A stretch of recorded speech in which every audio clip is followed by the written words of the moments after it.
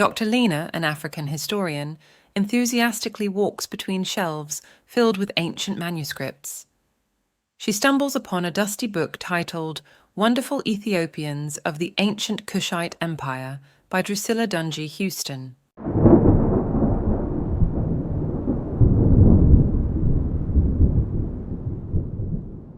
Legacy of Kush, Reshaping History, is a tale of rediscovery, resilience, and cultural pride, as Dr.Lena brings the forgotten stories of the Kushite Empire back into the light, inspiring a new generation to appreciate the richness of African civilizations. Today, I invite you on a captivating journey into the heart of ancient Africa, a journey that transcends the pages of history to unveil the remarkable tale of the Kushite civilization, as recounted by the pioneering Drusilla Dungy Houston in the book Wonderful Ethiopians of the Ancient Cushite Empire. Step back in time as we journey to the illustrious city of Kush, a jewel gleaming during its golden age. The air is alive with innovation, where the fertile lands witness advanced agricultural practices, yielding prosperity. Dr.Lena flips through the pages, uncovering stories of Kushite philosophers, scientists, and artists. Delve into the historical narrative of the Kushite civilization. Explore the origins of the Kushite people, tracing their roots to the ancient Nile Valley. The significance of the Kushites in the early development of civilization, challenging Eurocentric perspectives that often marginalize or overlook African contributions. The chapter provides insights into the cultural and intellectual achievements of the Kushite civilization, presenting a narrative that seeks to reframe historical understanding and celebrate the richness of African history and culture. Diodorus Siculus reported that the worship of Zeus Amun originated in Meroe, also the worship of Osiris. This would render highly probable the opinion that commerce, science, and art descended into Egypt from the Upper Nile. Herodotus called the Ethiopians wise men occupying the Upper Nile, men of long life whose manners and customs pertain to the Golden Age, those virtuous mortals whose feasts and banquets are honored by Jupiter himself. Dr.Lena is captivated by the tales of Kushite resilience in the face of invasions.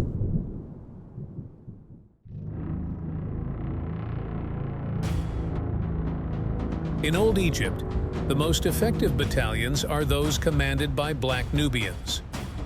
In ancient ages, the Egyptians followed the lead of the Ethiopian to battle, and it is instinctive in them to do so today. Kushites were the backbone of the armies in the earliest ages. The Egyptian has no warlike qualities. It was the Kushite who was the head and brains of the foreign conquests. It was the Kushite element of the old empire that extends itself in foreign colonization eastward and westwards around the world. Across Arabia and southwestern Asia, even to the central highlands, inscriptions and massive images in stone stand as voiceless witnesses that they were the commanders of the Egyptian armies and that the Ethiopian masses accompanied the soldiers as trusted allies and not as driven slaves. We must remember that in the early ages they were not a subject race, but that their power as a great empire was at its zenith. Dr.Lena, with newfound determination, continues to read about the cultural achievements of the Kushite people. Heeren, in his Ancient Nations of Africa, tells us that Meroe from time immemorial had been an oracle of Jupiter. Its soil was extremely fertile. As late as 1000 BC, it was one of the most powerful states of the ancient world. Accounts left us by the ancients have been considered fabulous, but not so to those who have viewed the ruins now covering the site of this once powerful and highly civilized state. Remnants of mighty buildings covered with sculptures, representations of priestly ceremonies and battles, rows of sphinxes and colossus, give rise to the question as to which nation, Ethiopia or Egypt, imparted its knowledge to the other.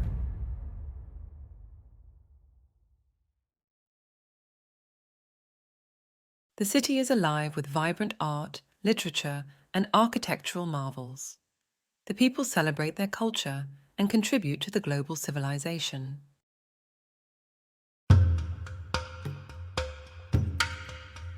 Herodotus, on Persian and Kushite relations. These Ethiopians, to whom Cambyses, king of Persia, sent them, are said to be the tallest of all men. Their way of choosing kings is different from that of all others, as are all their laws. They deem worthy to be their king that townsman whom they judge to be tallest and to have strength proportioned to his stature. These were the men to whom the Persian messengers came, offering gifts and delivering this message to their king. Cambyses, king of Persia, desiring to be your friend and guest, sends us with command to address ourselves to you, and he offers you such gifts as he himself chiefly delights to use. But the Ethiopian, perceiving that they had come as spies, spoke thus to them. It is not because he sets great store by my friendship that the Persian king sends you with gifts, nor do you speak the truth, for you have come to spy out my dominions. Nor is your king a righteous man, for were he such, he would not have coveted any country other than his own, nor would he now try to enslave men who have done him no wrong. Now give him this bow and this message. The king of the Ethiopians counsels the king of the Persians, when the Persians can draw a bow of this greatness as easily as I do, then to bring overwhelming odds to attack the long-lived Ethiopians. But till then, to thank the gods who put it not in the minds of the sons of the Ethiopians to win more territory than they have.